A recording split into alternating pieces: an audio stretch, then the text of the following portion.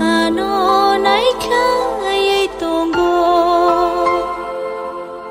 ani yakno chirap khero mai lama kaham te himriwo ano khairo naisa kaito ano nai khai tongo ani yakno chirap khero mai